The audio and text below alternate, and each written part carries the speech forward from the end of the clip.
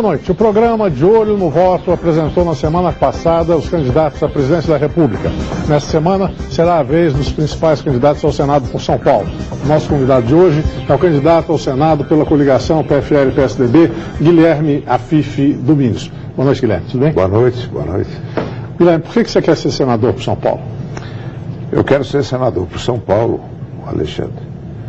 Primeiro, para ser o braço direito do governador, no caso Serra, porque São Paulo precisa ter uma voz muito ativa no Congresso Nacional. O senador, ele é muito importante, porque ele que vai buscar os recursos, ajudar a buscar os recursos para poder suplementar o orçamento do Estado. São Paulo é um Estado que paga muito e recebe pouco. Eu quero ser o senador do emprego, quero ser o senador da produção, porque emprego e produção é a cara de São Paulo.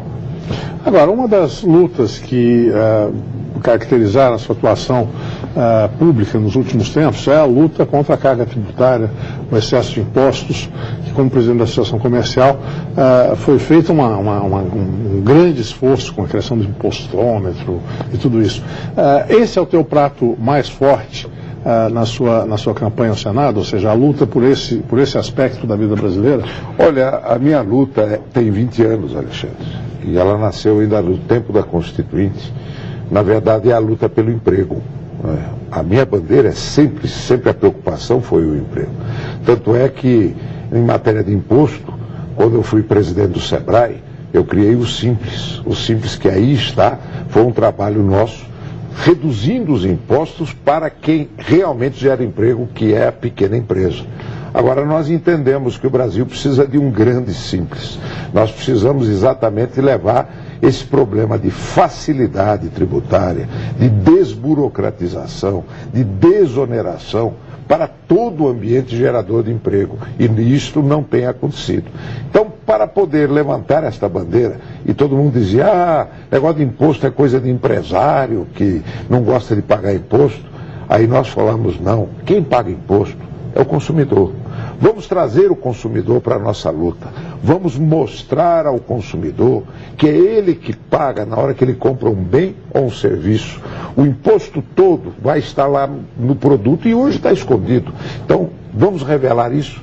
Foi a campanha de Olho no Imposto que levou um projeto ao Senado, 1.600.000 assinaturas, e deve ser aprovado nos próximos dias. Na nota fiscal, nós queremos que o consumidor saiba quanto que ele paga pelo produto, quanto que ele paga pelo imposto. Com isso, trazendo a população, nós vamos começar a mostrar que um dos grandes problemas de geração de emprego no Brasil é o excesso de impostos, o excesso de juro e o excesso de burocracia. Afife, a função de senador é uma função política e a apresentação dos candidatos ao Senado ficou certamente prejudicada pela coincidência com as candidaturas ao governo do Estado e à presidência da República, que puxam a atenção do público de uma forma bastante evidente. E fica faltando aos candidatos ao Senado, me parece, um espaço para que eles se coloquem politicamente. Eu gostaria de ouvir em relação a esse momento que nós estamos vivendo no Brasil. Nós estamos vivendo no Brasil um momento extremamente delicado, com um desencanto muito grande da sociedade em relação ao exercício da política, em função de tantos escândalos que nós vivemos. Hoje nós estamos vivendo as crises propiciadas por mais esse escândalo, que é o escândalo do Floyd Explica, né? E eu gostaria que você nos falasse como é que você interpreta esse momento político no Brasil, que nós temos uma opinião pública que, de uma certa forma, tem sido bastante crítica em relação ao governo atual, e, no entanto, o governo atual consegue índices de aprovação fantásticos, com o presidente Lula em primeiro lugar, disparado. Qual é o momento político que nós estamos vivendo? Bom, primeiro, a confusão na campanha de senador, eu acho que é devido a um número excessivo de candidatos, um número excessivo de partidos, e que eu espero que agora acabe. Né? Com a cláusula de barreira, nós vamos ter 6 ou 7 partidos, mas imagine, nós estamos hoje com 19 candidatos ao Senado. Então, acho que um atrapalha o outro, né? Então os candidatos hoje que despontam, que são os 3 que vocês estão trazendo aqui para o debate, acabaram ficando sem a oportunidade de um contencioso, de um debate politizado. Quer dizer, é o debate político na essência, que esse é o papel do senador, que é aquele que representa o Estado lá na República. Dentro dessa linha, o Alexandre, nós estamos vivendo um momento muito complexo, sim.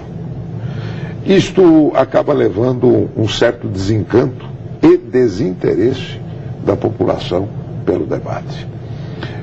Quando você elege alguém no regime de reeleição, me parece que você elege por 8 anos, com um plebiscito aos 4.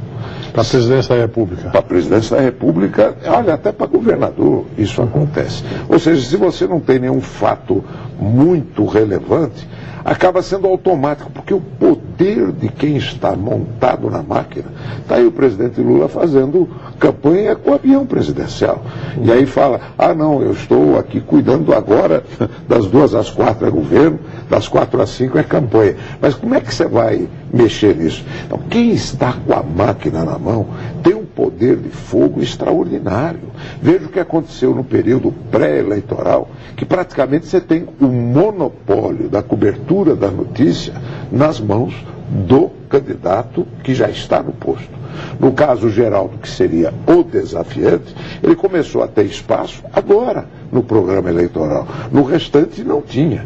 Portanto, eu acho que isso prejudicou muito o debate. Segundo, o presidente sacramentou aquele aspecto de ter se desvencilhado do partido. Quer dizer, o partido é uma coisa, o Lula, pessoa, é outra, história que impressiona o povo, é o primeiro presidente popular, mas a coisa é muito feia. A história do partido está aí, infelizmente, dito pelo Procurador-Geral da República, foi caso mesmo de formação de quadrilha. E quando tem esse caso que estourou agora, a gente vê que a quadrilha está no andar de baixo do gabinete da presidência da República. Portanto, o que tinha o PT era um plano de tomada do poder. Custe o que custar, os fins justificam os meios, não importa, o que nós temos é que ganhar a eleição para continuar no jogo. Eu acho que isto, na reta final de campanha, pena que não há um debate mais forte entre os candidatos ao Senado, principalmente o senador do PT, que é o meu principal concorrente, parece que vem amanhã, que ele diz que é, mas não é, que ele fiscalizava, mas não fiscalizou. Eu acho que isso precisa ficar bem claro para você que vai votar.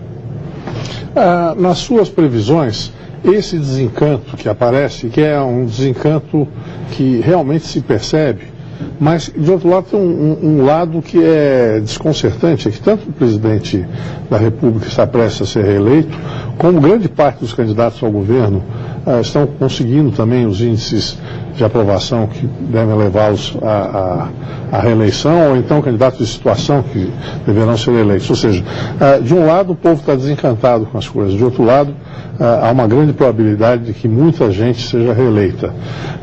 Eu lhe pergunto, nesse balanço, como é que você espera que seja o comportamento do povo? Muito voto nulo, muito voto em branco, muita abstenção? Qual é a conta que você faz? Engraçado, é difícil de se prever isso, né? Até porque essa eleição é atípica. A gente tem saído, tem feito campanha, é uma eleição diferente, é uma eleição sem publicidade, sem placa, sem outdoor, né? Então, o que eu tenho notado, eu não acredito muito nesta cascata de votos nulos. Não acredito. Você acha que na hora da chegada da eleição as pessoas vão se ligar, no caso? Diz que essa eleição é como imposto de renda. A turma vai deixar para declarar na última hora. E está tudo se encaminhando para isso. Portanto, nós teremos muitas surpresas, sim, não detectadas pelos institutos de pesquisa na hora do fechamento do voto. Portanto, estes fatos de última hora terão, sim, influência na hora da decisão final, principalmente na campanha presidencial, onde nós estamos percebendo que a chance de segundo turno, ela existe. Embora falem que o fato é consumado. Para mim, fato consumado é quem está com 70% de intenção de voto. Aí é difícil mudar. Mas quando faltam 4%, 5% só, né, ou 7%, isto vira na última hora. Para o Senado, eu tenho certeza que aqui em São Paulo nós vamos ter novidade. Nós estamos com um candidato muito conhecido, né, que quase ficou sozinho no seu conhecimento, e agora começa a surgir efetivamente a alternativa. Nós estamos aí, só existem hoje 2 candidatos ao Senado na reta de chegada. Portanto, o eleitor que não está satisfeito com o que aí está, vai acabar optando por uma alternativa. Portanto, esperem que na última hora, no olho mecânico, haverá modificação. A crônica política tem mencionado episódios de desencontros e de eventuais divisões dentro da coligação PSDB e PFL. Por vezes, dizendo-se que o PFL gostaria que o PSDB tivesse uma atuação mais dura, mais clara na condenação aos atos do presidente da República. De outro lado, na especulação de que o pensamento de 2004, de 2010 já estivesse interferindo na atuação de alguns dos eventuais futuros candidatos a presidente da República, no caso o candidato ao governo de São Paulo, Zé Serra, o candidato ao governo de Minas, Aécio Neves, que são 2 estrelas do partido. Como é que essa questão toda refletiu na sua campanha? Como é que você tem visto toda essa discussão? Olha, eu quero dizer que São Paulo está totalmente diferente. Em São Paulo tem uma total integração. Aliás, por onde eu corro hoje no interior, não existe candidato do PSDB que esteja fazendo campanha que não seja com a chapa inteira fechada, com Serra, com Geraldo, com a Fife, senador. Portanto, a integração aqui é total, até porque há uma integração conceitual, né? Nesse instante, uma integração conceitual muito grande. Portanto, não existe nenhum tipo de crise no desenrolar da campanha. Aliás, é uma campanha que está sendo agradável de ser feita. Eu tenho sido excelentemente bem recebido por onde eu vou, por todos os prefeitos do PSDB, do PFL, do PPS e do próprio PTB. Portanto, essa integração existe. No caso da campanha nacional, aí existe o problema dos conflitos nos estados. E não é conflito entre PSDB e PFL. Às vezes é PSDB e PSDB mesmo, em função do problema da base de cada um dos governadores. Mas eu acredito que a campanha está muito bem posta. Não vejo um tipo ou uma crise como quiseram colocar a crise na última semana. Pelo contrário, vocês vão ter uma surpresa que haverá uma solidariedade como nunca se houve, principalmente com esta vergonha que está acontecendo agora embaixo do andar do presidente. Voltamos com o candidato ao Senado pela coligação PFL-PSDB, Guilherme Afife Domingos. Guilherme, o Senado, ele é considerado como uma Câmara Alta, né, que é um lugar de reflexão e de análise de grandes políticas nacionais. E uma das tradições do Congresso Nacional é a Comissão de Relações Exteriores. Por ali passam as discussões mais importantes a respeito do rumo da política externa brasileira. Eu gostaria de ouvi-lo para saber qual é a sua visão do que está acontecendo na política externa brasileira, como é que o Brasil está se colocando, quais são as suas concordâncias e eventuais discordâncias. Perdemos todas na questão internacional nos últimos 4 anos. Quer dizer, toda esta papagaiada do Lula, eu falo com o Bush, né? Eu ligo e eu falo, eu acho que é polia solta. Né? Aquela impressão que eu tenho, sabe, as polias soltas, que gira, mas quando você vai ver, elas não geram uma sinergia para um objetivo. Então, em todas as empreitadas que nós nos metemos, nós nos saímos mal. Todas as votações, nos saímos mal. E agora, na América Latina, o Brasil está subordinado ao Hugo Chávez. Quem está ditando a política para a América Latina e para o Mercosul é o Hugo Chávez, dentro desse sentimento anti-americano que existe, né? E na hora que você coloca esse sentimento anti-americano, você vai levando o Mercosul por um caminho de desagregação.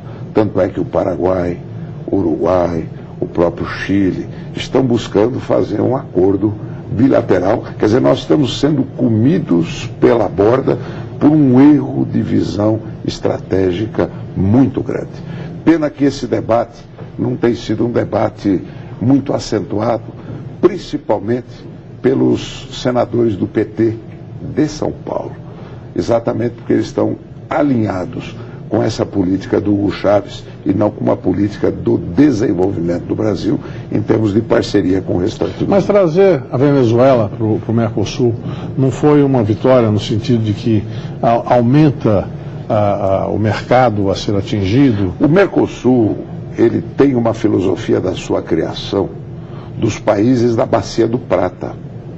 Exatamente porque são países que têm similaridades e interesses em termos de uso comum de recursos naturais.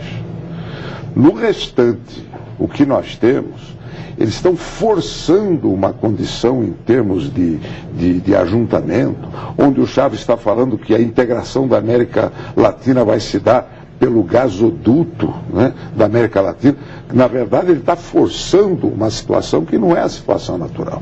Nós debatemos aqui, entre nós, o problema da Bacia do Prata, e então todos aqueles que são da origem estão estarrecidos com as distorções ocorridas com esse conceito. Nós estamos desmontando o Mercosul porque, ao invés de ser uma aliança econômica, ela virou uma articulação política cujas intenções nós precisamos entender. Porque aí misturou cocaleiro, narcotraficante, contrabandista de arma. Então, não é difícil você começar hoje querer fazer uma ligação entre o PCC e o que está acontecendo nas nossas fronteiras. E depois ligar ao Palácio do Planalto. Quem quiser fazer esse exercício é capaz de se dar bem. Mas como que liga com o Palácio do Planalto isso? Ué, muito simples. Quando nós temos o Foro de São Paulo, e que pouca gente fala aqui em Brasil do Foro de São Paulo. O Foro de São Paulo foi uma reunião de Fidel Castro, Hugo Chávez, Lula, PT, MST e as Farc, em 1990, sobre a aliança para a tomada do poder na América Latina. 16 anos se passaram e o plano foi implementado e implantado. Só que naquela época ninguém levava a sério o Hugo Chávez, porque o preço do petróleo estava baixinho. Hoje ele está montado numa montanha de dinheiro e está dando as cartas efetivamente nessa política. Portanto, eu estranho que dentro do Senado da República essa discussão na Comissão de Relações Exteriores não tenha sido provocada por quem esteja atento à cena política. Eu estou atento à cena política e gostaria que isso fosse debatido. Guilherme, outro assunto que é prioritário no início da próxima legislatura é a questão da reforma política. A reforma política é um nome genérico para intenções diversas, né? Qual é a visão do que deveria ser feito na reforma política, a sua visão? Alexandre, eu no dia 2, não importa o resultado da eleição, eu já estarei arregaçando as mangas para trabalharmos em cima do voto distrital já. Por quê? Do jeito que as coisas estão, nos próximos 10 anos, o PCC pode fazer maioria na Câmara dos Deputados sem que a sociedade perceba, né? Nós já estamos tendo uma escalada, embora já tenhamos, por exemplo, um fato positivo da reforma política, que é a cláusula de barreira. São 6 partidos, isso já melhora. Mas o sistema de representação está muito distante do controle da sociedade. O voto distrital, ele traz esta condição. E o voto distrital é o representante eleito majoritariamente numa região, portanto, ele tem compromissos com aquela região. Aí você vai dizer, mas isso no Brasil é muito difícil de ser implementado. Ora, a cláusula de barreira também seria impossível de ser implementada. Só que eles usaram a visão do prazo. Vamos fazer para daqui 10 anos. Então eu acredito, e a minha luta, e a nossa luta, é que o voto distrital ele possa ser introduzido para o ano de 2014, por exemplo, que daria tempo de adaptação, mas para o ano de 2008 Por que não testar o voto distrital na eleição das capitais, do vereador das capitais, para que o povo começasse a sentir o gosto do que é a mudança e o que é poder de representação? É fácil, é só perguntar para o telespectador quem foi o candidato ou quem é o deputado federal que você votou na última eleição. Talvez você tenha dificuldade de lembrar, porque foi de última hora, um amigo que indicou, não é aquele representante do teu bairro, da tua região, do teu distrito, que ele tem comprometimento com vocês, e vocês sabem a quem cobrar na hora de uma crise. Portanto, eu defendo o voto distrital. Críticos do voto distrital dizem que ele transforma uma eleição federal numa eleição de vereadores federais, né? Porque são as pessoas que estão ali na comunidade, tudo isso. E esses críticos sugerem a criação do voto distrital misto, que é um voto criado na Alemanha, em que você vota em dois candidatos, vota num no distrito e no outro, que é o candidato do teu partido e que seria o candidato de opinião, né? A sua proposta é do distrital puro ou do distrital misto? Ela está em aberta para ser debatida. Eu acho que o distrital misto é de difícil entendimento à população. Eu acho que nós devemos partir do início com o distrital puro e talvez no meio da discussão encontrar uma forma para o voto misto. Mas uma coisa eu garanto, Alexandre, quadrilheiro e mensaleiro fica difícil num sistema de voto distrital. Então, os críticos do voto distrital, que seria eleger vereadores, pode ser que elegeríamos vereadores vigiados, mas quadrilheiro e bandido, mensaleiro, não. Guilherme, vamos dar uma notícia de última hora, porque acaba de sair um novo Datafolha e o presidente Lula continua com a sua condição de resolver a eleição no primeiro turno com 50% das preferências, mantendo o percentual que ele tinha na pesquisa anterior. O candidato Geraldo Alckmin subiu mais um, ele vem subindo de 1 em 1, está agora com 29%. A candidata Heloísa Helena permanece estável nas últimas 3 pesquisas com 9%, e o candidato Cristóvão Buarque cresceu 1 ponto. Dobrou. Que é um dobro, né? Que já é uma... Então essa é a informação que acaba de ser divulgada. Eu gostaria de voltar também para as reformas que nós provavelmente teremos discutidas no Senado no ano que vem, e a outra é uma reforma tributária, e que é parte da sua luta. Eu gostaria que você sintetizasse o que é uma reforma tributária que deva ser feita hoje. Eu acho que antes tem que ser a fiscal, né? A fiscal primeiro. Claro, porque você não pode reduzir o imposto sem antes reduzir a despesa. Quer dizer, você tem que ter um plano de corte de despesa. E veja que cortar despesa não significa cortar programa social. Cortar despesa significa gastar melhor o dinheiro público, gastar mais perto da sociedade, com a vigilância da sociedade, descentralizar. Portanto, esta mudança que se chama reforma fiscal, que é um nome complicado, é na verdade uma reforma que permita a redução e o melhor gasto para que a gente possa acompanhar a queda dos impostos na proporção da queda das despesas. Qualquer coisa fora disso não vai funcionar, porque se você corta imposto, mas mantém a despesa, volta a inflação, que é o pior dos impostos. Portanto, esse é o primeiro ponto. Agora, eu continuo insistindo que nós podemos, a curto prazo, no caso do Simples, que foi nossa criação, continuar uma escalada, por exemplo, enquadrando todo o setor de serviços no Simples. E nós temos que ficar muito de olho. Eu quero ser senador, porque a Receita Federal vai querer dar outro golpe em cima do prestador de serviço, Alexandre. Preste bem atenção. Eu fiz a luta contra a 232, que você acompanhou, até porque boa parte dos jornalistas é pessoa jurídica também, prestador de serviço. E a Receita ainda continua sonhando em dar esse golpe no prestador de serviço. Eu quero ser o senador para ser um vigilante no Congresso Nacional, primeiro, para não deixar aumentar imposto, depois, fazendo um processo de redução.